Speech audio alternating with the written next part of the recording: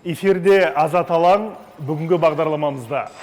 Мы готовы заплатить больше и взять на себя все переименование улиц. Қаланың атын бір өзгертсе, тіпті үлкен бір рух береді халыққа. Ойлағың бар екен, сөзің шешең. Сөзіне қарағанда өсетін жігітсің. Ержан пікірімен мүлде келіспеймін. Мен өз өмбетсің ба? Мен айтайын. Мен де айтайын. Асқар Мамин отставкаға кету мүмкіндігін. Қатты себеп көріп тұрған жоқпын. Бүгін Азат Алаңда саясаттанушы Дәурен Бабамұрат және журналист Ержан Қалымбайұлы. Ассалаумағалейкум. Бүгін біз ел ішінде және саяси маңызды шешімдер қабылданатын есілдің сол жағалауындағы болған оқиғаларға қатысты пікір білдіреміз.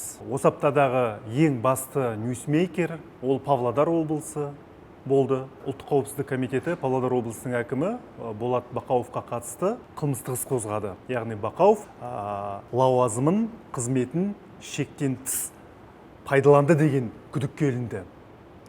Бұл оқиға өзі шым-шытырық болды, қайталап айтудың қажеті жоқ, бәріміз білеміз. Жалпы айтыңызшы, бұл Тоқаев президент болғалы, құрыққа ілініп отырған алғашқы шортан. Сонда Тоқаев билігі жемқорлыққа қарсы күресті шындап бастады ма? Ержан. Енді олай деуге де болады. Жалпы біздің қоғамда жемқорлықпен күрес, жемқорлық бар, онымен күрес ешқашан бітпейтін шығар, соңғы жемқор ұсталғанша деп ойлаймын. Сондықтан шында да бұл Тоқаев президент болып келгелі ұсталған алғашқы ірі шортан деп айтуға болады. Бірақ әлі де осының ешқандай шешім шыққан жоқ. Кешеден бері тек қана ақпараттық хаостың ортасында отырмыз. Негізі бұл Бақауовтың егер жаңағы шынымен де қылмысқа қатысы бар болса, бұның бірден бір осы деңгейге түсуіне жеделдеткен өткендегі осы жаңа жылдың алдында ғана болған кәсіпкерлердің қайырымдылық шарасында суретін сатып 31 миллионға сатып жіберді ғой. Біраз халықтың наразылығын туғызып, бірақ ертеңді ұшақ апаты болып негізі тасада қалып қойған еді. Осындай бір детальдарда бір өзінің қазір халық онсыз да наразы болып отырған кезде әсерін тигізген шығар деп ойлаймын. Жалпы Павлодардың тарихында бұл шатылып отырған үшінші әкім. Бірінші Ғалымжан Жақиянов, одан кейін Ерлан Арын сотталды, одан кейін мінекей Бақауов күдікке ілініп жатыр. Жалпы кейбір сарапшылар осы оқиғадан кейін еліміздегі барлық әкімдіктердің қаржылық есебін тексеріп аудит жүргізу керек деді. Соған қалай қарайсыздар? Енді ол қаржылық аудит әркез болу керек. Ол тұрақты және үдемелі түрде жүзеге асу керек. Ертіс өңірі қазақ үшін, қазақтың экономикасы үшін орасан маңызға ие аймақ. Қазақтың электроэнергиясының басым бөлігі осы Ертіс өңірінде, Екібастұз қаласында өндіріледі. Әлемдегі ең ірі көмір кен орны бұл тағы да Екібастұз қаласында. Оның сыртында Ертіс өңірінде алюминий де бар. Тағы басқа пайдалы қазба байлықтарға өте бай. Сонда енді шикізатқа бай және оны өңдеп те білетін бірден бір өңір. Сондықтан Ертіс өңірінің біздің экономика ішінде, ел ішінде маңызы өте зор. Енді қалыптасқан жағдайға байланысты сот өз шешімін айта жатар. Сыртынан томпышы өте қиын. Дегенмен өз тарапынан менің айтатыным тек қана осындай қалыптасқан жағдайда үкімет, билік дейміз ба, құқық қорғау органдары дейміз ба, ақпаратты дер кезінде уақытылы беріп отырса. Себебі әрбір минут сайын жаңағыдай жалғасып келе жатқан үнсіздік ел мен халықтың ішінде түсінбеушілік тудырады. Біріншіден, екіншіден сенімсіздік тудырады. Әрине, егер де үнсіздік ұлғая беретін болса, онда халық, қоғам, әртүрлі жаңағыдай блогерлер, журналистер, саясаткерлер, саясаттанушылар мың түрлі жаңағыдай нұсқалардың өз варианттарын ұсынуы мүмкін. Бұл халыққа әртүрлі тарайды, әртүрлі кері әсер етуі мүмкін. Сондықтан менің ойымша билік осындай қадамға барды ма, бірізділік таныту керек. Ақпарат ең бірінші биліктің өз аузынан секунд сайын болса секунд сайын, минут сайын болса минут сайын, сағат сайын болса сағат сайын жаңарып отыру керек. Сондықтан бұл жерде мен осы екі мәселеге көңіл бөлгім келіп отыр. Ал енді істің ақ қарасына қатысты ол сот өз шешімін айтады ғой, сыртынан томпышы өте қиын. Қазір біз осы жерде саясаттанушы Ерлан Сайыровтың пікірін тыңдайық. Элиталық жаңағы текетіресте болуы мүмкін. Мүмкін енді өздеріңіз білесіздер ғой, анау мемлекеттік қызметкерлердің арасындағы жаңағы конкуренцияда да болуы мүмкін. Дегенмен де осындай қадамның өзі бүгінгі таңда сол облыстық әкімдердің жаңағы деңгейі, облыстық әкімдердің статусына жалпы өте нашар әсер ететіндігі анық. Облыс әкімдерінің репутациясы басты назарда болу керек. Осы облыс әкімдерінің жүріс-тұрысы, олардың жұмысы, олардың халықтың алдындағы жаңағы мынау беделі тұрғысынан әрине бүкіл әкімдердің жұмысын қайта қарау мәселесін өзектендіреді. Жалпы сіздер білесіздер, аймақта әкімдер өздері қожа, олардың ең ірі бизнеске қожалық етіп отырған жасырын емес, заң тұрғыда дәлелдей алмауымыз мүмкін, өйткені ол баласына, немересіне, әйеліне, жиеніне жазулы тұр. Солай ғой? Алып қосарыңыз бар ма? Негізі солай. Жалпы мына Қазақстанда кез келген биліктің бір тұтқасын ұстау, ол ешқандай қаржы шығармай табысты кәсіпкерге айналу деген бір сондай ұғым бар. Яғни сен бір билікке барсаң, бүкіл ресурстарды пайдалана отырып, жергілікті жердегі үлкен егер бизнес құрылымдар болса, оны тартып алуға болады, немесе мемлекеттің дүниелері болса, оны сатып жіберуге болады деген сияқты оң қалыптасқан. Халықтың арасында да дәл сондай сөздер бар. Осы үлкен мысалы сауда орталықтары немесе желілер баяғыда біреудік еді, мына әкім келгеннен кейін тартып алды деген сияқты. Кейбір әкімдердің бұл жерде рейдерлікпен айналысатыны, өзінің жарты құдай ретінде өзінің бизнесін, өзінің ықпалын жүргізіп, команда жинайтыны, туған туыс тамырларын тартатыны, ол енді ашық нәрсе, оны бүкіл қоғамда білет, оны бүркемелейтін ешқандай бір негіз жоқ. Жалпы Шымшытырық Бақауов ісінен енді әрі қарай кетейік. Осы аптада белгіленген үкімет отырысы өтпей қалды. Себебі 24 қаңтарда президенттің қатысуымен үкіметтің кеңейтілген отырысы өтеді. Кейбір сарапшылар осы отырыста үкімет басшысы Асқар Мамин отставкаға кетуі мүмкін деген болжамдар жасап жатыр. Оған дейінгі Бақытжан Сағынтаев премьер-министр болған. Мына көпбалалы аналардың наразылығынан кейін өз қызметінен алынған болатын. Бірақ Маминнің кезінде де сол жәрдемақы жыры, көпбалалы аналардың мәселесі, баспана, жұмыссыздық мәселесіне қоғамдағы ішкі наразылықтар азайған жоқ. Шын мәнінде Мамин осындай факторларды ескере отырып қызметіне кетуі мүмкін бе? Дәурен, сізден бастайықшы. Енді менің ойымша бұл жерде елдің ішіндегі әлеуметтік өршіп тұрған сұрақтар бұл бүгін пайда болған жоқ, кеше пайда болған жоқ. Бұл соңғы бірнеше жылда қалыптасып, бір тұрақты түрде, тұрақты бір үлкен мәселеге айналғандай жағдай бар. Сондықтан бұл жерде дәл осыған байланысты үкіметтің ауысуы менің ойымша бұл екі талай. Егер де үкімет отставкаға кететін болса, дәл қазіргі қалыптасқан жағдайда мен өзім оған бәлендей бір қатты себеп көріп тұрған жоқпын. Әрине бұл жерде енді премьер-министрдің қоғамның алдынан, қоғамдық ортадан сәл тасада қалғандай жағдайы бар. Меніңше де Маминді құрбан етіп жіберетіндей қазір ешқандай бір үлкен фактор көріп тұрған жоқпын. Енді оның алдындағы Сағынтаев кезінде шынында да мынау стихиялы түрде көптеген жылдар бойы қорданып келген әлеуметтік саладағы мәселелер бірден бомба болып жарылды да, оның құрбанына Сағынтаев айналды. Яғни сендер елбасының өзі қорқақсыңдар, шешім қабылдай алмайсыңдар, қол аяқтарың дірілдейді деген сияқты. Бұл енді біздің жалпы үкіметтер тарихында қарасақ ең бір ауыр сөз естіп кеткен, таратылып жүрген үкімет шығар. Бірақ мына Мамин келгелі бір жылға да толған жоқ қой. Бір жылға да толған жоқ. Оның отставкаға кететін мен ешқандай негіз себебін көріп тұрған жоқпын. Өткен апта ғана кітапханаға барып елбасының алдында есеп берді. Ол кезде елбасының да өзі айтты. жалпы қазіргі ахуал жақсы, кейбір жоспарлар жасалып жатыр, бірақ кейбірлер жүзеге аспайды деген сыңайда айтылды. Бірақ Мамин енді басқа қызметке ауысып кетуі мүмкін, бірақ енді отставка кетеді деп айта алмаймын. Онда үкімет тек меніңше қазіргі кезде ол үкіметті ауыстырудың да бір өтпелі кезеңде өткелді ат ауыстыру да өте қауіпті деп ойлаймын қазір. Сонымен қатар мынау халықтың да сенімі жоғалуы мүмкін. Халықтың қазір әлеуметтік мәселені шеше алмады, тағы да бір үкімет келеді деген сияқты. Сондықтан тек парламенттік сайлаудан кейін ғана заңды түрде өз уақытымен ауысатын шығар деп ойлаймын. Қазір көрші Ресейде де үлкен транзитке алғышарттар, қадамдар жасалды. Үкімет отставкаға кетті, орнына жаңа адам келді.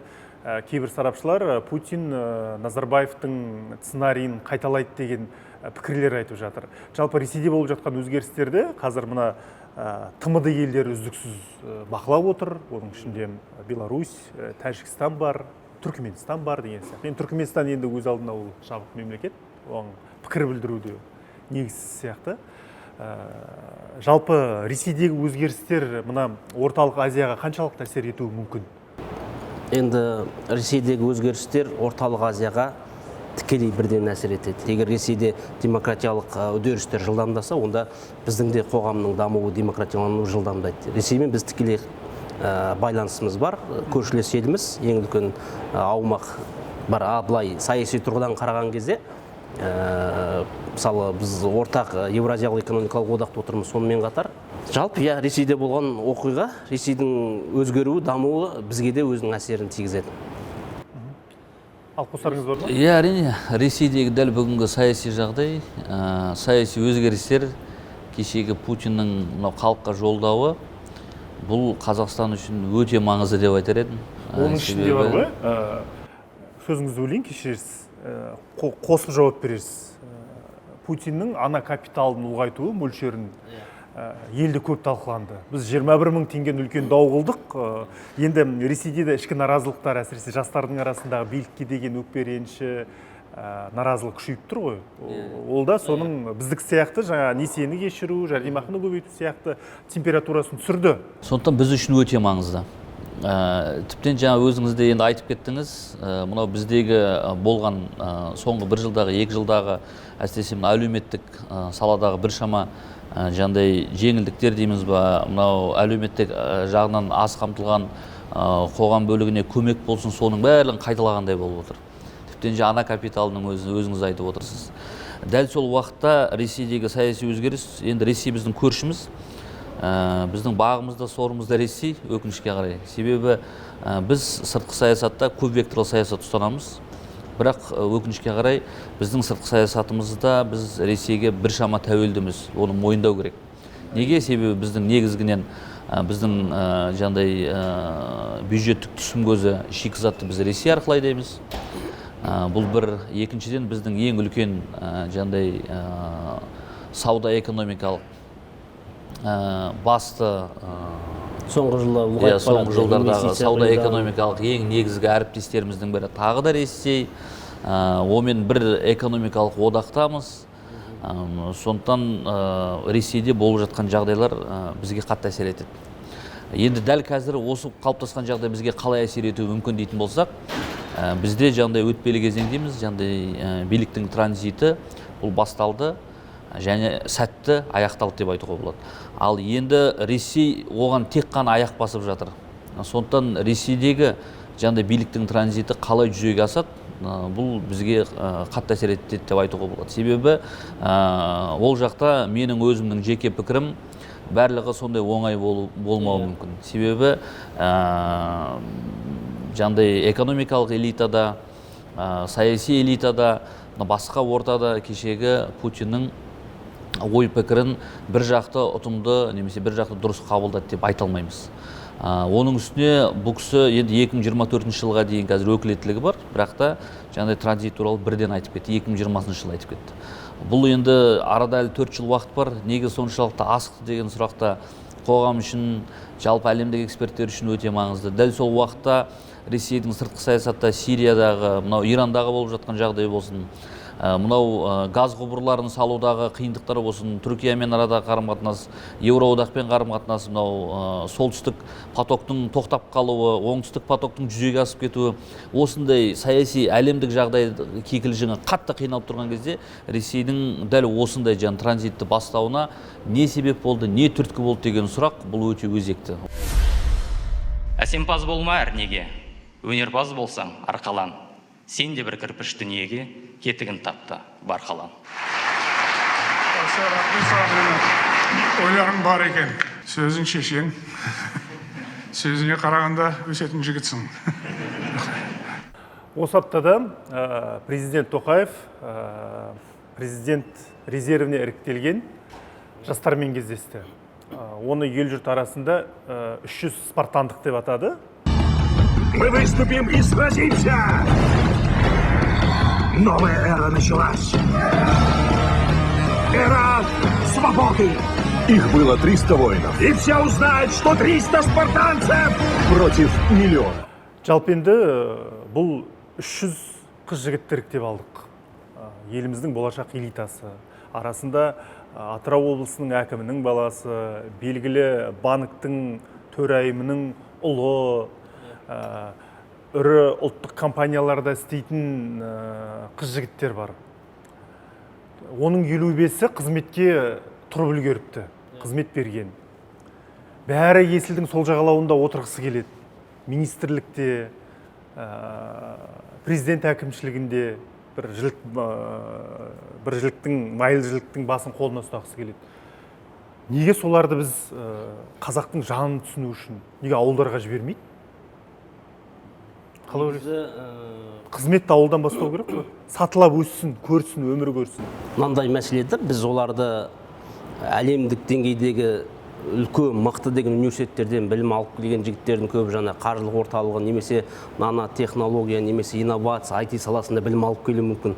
Біз оны ауылға, ауданға оны қалай жібереміз мысалы? Ол өзінің орны болмауы мүмкін да. Негізі олай қуа бергеннен гөрі осы жерде билікте элита ретінде жұмыс істеген дұрыс сияқты, өйткені біздің қазіргі билік соңғы жылдары тамыр таныстықпен, туыстықпен жасақталған элитаның көбі жұмыс істеуге бүгінгі қоғаммен диалог орнатуға қабілетсіз екенін көрсетіп алды да, сондықтан бұл жерде бір жастардың қаны керек болған сияқты. Екіншіден, бұл бір жағы жастарға кәдімгідей әлеуметтік лифт, өйткені соңғы кездері біздің елден кетіп жатқан жастардың жылына 40 мыңға дейміз, көбі мысалы білімді, ақылды жастар. Егер ол жастар болмаса, онда біздің мемлекеттің, мысалы мемлекеттен ешқандай пайдасы жоқ. Бұндай тәсілдер, бұндай басқару тәсілдері, таланттарды басқару ақш-та, Израильда әсіресе жақсы дамыған, енді бізге келіп жатыр. Сондықтан бұл жерде бір жаңадан бір элита жемқорлыққа былғанбаған, дамудың жаңа құндылықтарын алып келген жақсы бір элита келсе, меніңше осы жерде де жұмыс істей берген дұрыс сияқты. Өйткені мен танитын 1-2 жігіт бар, 4-5 тіл біледі, сол тілдердің бәрінде жазылады, сөйлей алады. Енді жаңа айтып жатырмыз ғой, біреудің бәлкім бір тамыр таныстықпен өтіп кеткендер де бар шығар, адам жүрген жерде ондай да болады. Бірақ мен білетіндердің көбі мықты азаматтар, кәдімгі ұлтқа жаны ашитын, мемлекетке жаны. Жақсы, мен түсіндім, бірақ мен Ержанның пікірімен мүлдем келіспеймін. Мен өзімді айтсам. Мен айтайын. Мен де пікір айтайын да. Төрге шығып алып, өзіме сөз бермейтін болдыңыздар ғой. Мен Ержанның пікірімен мүлдем келіспеймін, өйткені болашақ элита есілдің сол жағалауында жүру керек деген сөз жоқ. Олар қазір қоғамға жаңа еңселік кабинетінде отырады, шілтерін ашады, бәйтерек, барлығы жарқырап жатыр. Ол жазып отқан заңның, шығарып отқан бұйрығының ауылда, ауданда қалай іске асатынын білмейді. Сондықтан халықты түсіну үшін, халықтың түйткілін білу үшін олар ауылдан бастау керек. Мектеп директоры денсаулық сақтау министрлігінде отырып департамент басқара берсін, ауылға барып директор да болсын. Сатылап өскенін мен қалаймын. Жоқ, олардың арасында да ауылдан шыққандар бар, сатылап өсіп келе шыққандар бар. Онда бөліп алу керек. Тәжірибесіне қарай. Қалатындар қалсын, қалғандар ауылға барып еңбек етіп кетеді. Менің бір айтқым келгені, бұл әрине жандай қоғамның әсіресе жастардың арасында мен болам, басшы болам, жұмыс жасайым, қызмет жасайым деген жастардың ұмтылысы өте жақсы. О бастан осындай болады деген кезде бәріміз қызығып мәселен мен өзімде құжат тапсырғаным бар. Бірақ жаңдай неден 13 мыңның арасында. Иә, 13 мыңның арасында мен де барым. Бірінші кезеңнен өттім. Екінші кезең 30 сұрақ болып, 30 сұрақтың 21-ден дұрыс жауап беру керек деген екінші кезеңнен өте алмадым. Енді біреулер үшін оңай болған секілді, бірақ мен үшін қиын болды. 30 минутта анау кәдімгі сұрақтар өте қиын сұрақтар. Кәдімгідей оны 4-5 калькулятор алып есептеп, 1 минуттың ішінде жауап беретін сұрағым емес енді. Маған солай көрінді. Бірақ артық ештеңе айтқым келмейді. Бірақ дегенмен жандай менің байқағаным осы 300-дің ішіндегі тізімдер болатын болса, басым көпшілігі онсызда да ірі қызметте отырған жігіттер екен. Жігіттер, қыздар, онсызда да өзіңіз айтқан Есілдің сол жағалауында да, оң жағалауында да, тағы басқа жерлерде де ірі лауазымды қызметте жүрген азаматтар екен. Әрине, енді бұлардың елге қызмет етіп жұмыс жасаймыз деген пікірін құба-құп, бұл дұрыс, бұл сезім өте дұрыс, күшті сезім, қажет. Дәл сол уақытта жаңа сіздің пікіріңізбен де келісем, аймаққа барып жұмысты көрсету керек. Оны тұрған ештеңе жоқ. Бізге мықты кадрлар дәл аймақтарда жетіспей жатыр. Пассионарлық күш аймақтарда жетіспей жатыр. Шынайы мамандар аймақтарда жетіспей жатыр. Бізде мынау орталық пен аймақтардағы білім алшақтығы, әлеуметтік өмір сүру деңгейі алшақтығы, жандай ақпараттың қолжетімділігі алшақтығы, өмір сүру комфорттың алшақтығы өте қатты. Және бұл әлде де күшейіп бара жатыр. Ал егер мәселен мықты шетел көрген, ел көрген, жер көрген азаматтар шартты түрде Қостанайдың Жетіқарасына, Жезқазғанның Сатпаевына, Ақтөбенің Шалқарына, Маңғыстаудың Жаңаөзеніне, Атыраудың Құлсарысына, немесе ар жағында жандай індерге барып жұмыс жасайтын болса, Талдықорғанның Текелісіне барып жұмыс жасайтын болса, бұл құба-құп болар еді. Бұлар ол жерге үлкен күш апаратын еді, серпіліс апаратын еді. Сол жерге өздері әлемнен жинаған білім, ғылым, мәдениетті сол жерге ендіруге, сіңіруге, көрсетуге, жасауға үлкен септігін тигізер еді. Сондықтан бару керек. Оны тұрған ештеңе жоқ, қажет деп айтар едім мен тіптен. Қазір бізде билік басында зейнет жасына жеткен саясаткерлер өте көп. Бірақ Ақорда оларды алалайды. Біреу жас 70-ке келсе де қызметте әлі отырады. Зейнетке жасына жеткен күні кейбіреуін зейнеткерлікке шығарады. Үстіне шапан жауып, құттықтауын беріп. Жақсы, элита болсын. Бірақ кеше президент Тоқаев айтып отыр ғой, біз мемлекеттік қызметке Жапонияның үздік тәжірибесін енгізуіміз керек дейді. Сол Жапонияның өзінде 128 миллион халық бар. Қателеспесем, шенеуніктердің саны 9 мың. Бізде 18 миллион халық бар, шенеуніктердің саны 100 мың. Яғни бір адамға орташа есеппен 200-250 шенеуніктен келеді. Ол тұнып тұрған бюрократия. Бір жағынан біз шенеуніктердің армиясын көбейтіп жібермейміз бе? Енді бұл жерде бұл өте жақсы тәсіл меритократиялық тұрғыда өсіру ғой. Бұл жерде жаңа тамыр таныстыққа емес, нақты ісіне, талабына қатысты. Мен анау емтихандардың талабын қараған кезде жаңағы IQ жоғары болу керек, содан кейін кризис менеджерлік қабілеті болу керек деген сияқты бір өзгеше талаптар да, басқару, лидерлік, анализ жасай алу деген сияқты. Бұл жерде бұл алдындағы біздің биліктің жасап кеткен жаңағындай мысалы жөн жосықсыздығы үшін мысалы кезген адам бір билікке келсе, бұның бәрі жаңағы біздің шикізаттың бағасын жоғары кезінде жасалған дүниелер ғой. Мысалы ақша көп болды да, бұлар кезген бір шенеунік келсе, департамент ашылады, далиған аппараттарды құра береді. Бірақ енді соның қазір бәрінің тиімсіз екенін көрінді. Керісінше меніңше бұл жерде бұл жігіттер енді мысалы да жаңағы 100-іне биыл қызмет береміз де жаңағы 50-ден астамы отырды, енді қалған 50 отырады деген сияқты. Сонда бұл жерде өзге де тамыр таныс арқылы деген немесе өзге де бір кландардың балаларына немесе өздеріне деген сияқты бір үлкен қауіп төніп тұр да. Сондықтан жаңағындай әңгімелерді бұларды ауылға жіберу керек, мысалы қуу керек деген сияқты бір әңгімелердің шетіне шығу осындай бір адамдардың да бір көзқарасына байланысты ма деп ойлаймын. Бұл жерде де бәрібір орынға деген бір орыннан қауіптеніп отырған, орнынан айырылған ба деген адамдар бар. Біз уақытымызды үнемдейік, Дәурен, жаңа сіз айтып отырсыз, өтпедіңіз деп, сыннан, екінші сыннан өте алмадыңыз. Сізде саясатта жүрсіз, танысыңыз көп, аға көкелеріңізге қоңырау шалған жоқсыз ба? Араға адам салу ойыңызда болған жоқ па? Бір-екі ауыз сөзбен түйіндеп. Араға адам салу ойда болған жоқ. Және ол жерде барлығы енді компьютердің алдында болды ғой. Ол жерде менің ойымша ортаға адам салу өте қиын еді. Мысалы, деп өзім ойлаймын. Менде енді ондай ой болған жоқ. Тапсырдым, өте алмадым. Өткен жігіттерге тек сәттілік тілейміз.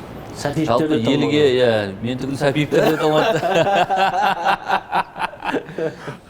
Жалпы елге қызмет жасаймын, жұмыс істеймін, қоғамға, мемлекетке жұмыс істеймін деген ішкі жаңағы сезім, ол күшті сезім. Осы аптада ең қызу талқыланған тақырыптардың бірі Қарағандыдағы кеңестік кезеңнен қалған 10 көшенің қазақшалануы. Қарағандыда үлкен жиын өтті, залға 1000-ға жуық адам жиналды. Жергілікті тұрғындар табанда отырып 10 көшенің өзгертілуіне дауыс берді. Қазір сол видеоға назар аударайықшы.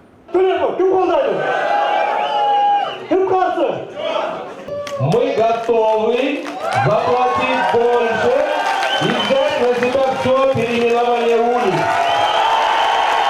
Мен сұрайын деген, Ержан, сен Қарағандының тумасысың. Мен өзім 1 жыл Қарағандыда жұмыс істедім. Сол күні автобустан түскен бойда орталық көшемен келе жатып 2011 жылы. Бір ескерткішті Абай ескерткішіме деп ойладым. Қасына жанына барсам, Ленин атамыз қасқайып тұр. Мен өзім шок алғам, айтқан кезде. Бірақ мен сұрайын деген мына мәселе. Тәуелсіз ел ретінде, тәуелсіздігімізге 30 жыл болды. Осылай отырып, жылап отырып, табандап отырып, осы көшенің атын қазақшалайық деуіміздің өзі намысымызға тимей ме? Негізі расында да бір жағы бұл енді жанды ауыртатын дүние, бірақ Қазақстанда жалпы 90 жылдардан бастап ономастикалық түрде жер су аттарын өзгерту ол 95-96 жылдардан бастап қарқынды түрде жүрді. Тек қана қазір Астананың өзін алсақ, мысалы тұтас қазақи ат, мысалы тарихи аттардың бәрі бар. Бұрынғы мысалы Сарайшық дейді, Сауран дейді, Отырар деген сияқты тарихаттардың бәрі бар да. Батыс өңірлерінде, Алматыда, көп жерлерде бұл үдеріс жақсы жүріп бітті. Бірақ Петропавлда, солтүстік өңірлерде, онан кейін Қарағанды мысалы сіресіп отырып алған сондай жерлерде бұл әлі де болсын бір кешеуілдеп тұр. Бұған билгенде бір жағы қазір мынау солтүстік көршімен стратегиялық әріптеспіз деп көп үндей қоймайды. Ол жердегілер шығып үнемі мысалы орыс мәселесі бар Қазақстанда деген сияқты шу шығару мүмкін. Бұл енді былай қараған кезде эволюциялық жолмен біртіндеп өзі бір шешіліп келе жатқан нәрсе. Ал енді жаңағы Ленин көшесіне қатысты көптеген соғыстар болды.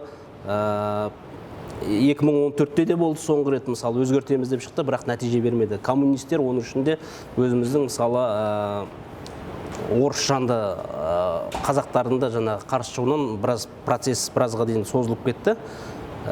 Сонымен қатар негізі меніңше бұл енді бергі жақтар біз ең алдымен осыдан 10 жыл бұрын көтерілген Петропавлды Қызылжар деп өзгертейік, Павлодарды Ертіс деп өзгертейік деген мәселенің бәрі ең соңында сиырғымшақтанып кетті. Оны алдыңғы жылдар тіпті Кенесары деп өзгертсе қалай болады деген сияқты әңгімелер көтерілді. Негізі осы қаланың атын бір өзгертсе тіпті үлкен бір рух береді халыққа. Дәурен, мен сұрайын дегенім, қазір біздің адамдар ата-бабасына, әкесіне, атасына көшенің атын беруге құмар. Біздің елімізде бір заң біреуге жүреді, екінші адамға жүрмейді. Жалпы осы ономастикалық туралы заң, мораторий жарияладық. Жалпы біздің жалпы көшелерге ол адамдардың есімін беру дұрыс па? Әлде Нью-Йорктағыдай, Америкадағыдай нөмірлеп тастаған дұрыс па? Әйтпесе мынау даудың бітетін түрі жоқ. Менің ойымша ұлы адамдардың есімін міндетті түрде беру керек. Қазақтың тарихы бай, оның үстіне біз жандай енді Нью-Йоркта қалай екен білмеймін, бірақ бізде көшенің атауына онда кім жазылып тұр, мынау арнайы ескерткіш тақталарға үйдің қабырғасында тұратын. Осы үйде пәлен адам тұрған деген секілді ескерткіштерге халық қатты көңіл бөледі. Бұл үлкен идеологиялық құрал. Сол себепті көшелердің аттарын ұлы тұлғаларға, азаматтарға беру керек, ескерткіштер міндетті түрде бой көтеру керек, арнайы тақталар, плиталар тағы да жапсырылу керек. Сондықтан жалпы мынау көшелердің атауы арқылы ұлттық идеологияны елге, халыққа сіңіру, бұл жандай ұлттық мәдениетті дәріптеудің, жалпы жастарды өскелең ұрпақ тәрбиелеудің үлкен бір құрал деп білемін өзім. Сол себепті көшелер міндетті түрде қазақша болу керек, батырлардың, хандардың, ұлы тұлғалардың аттары берілу керек.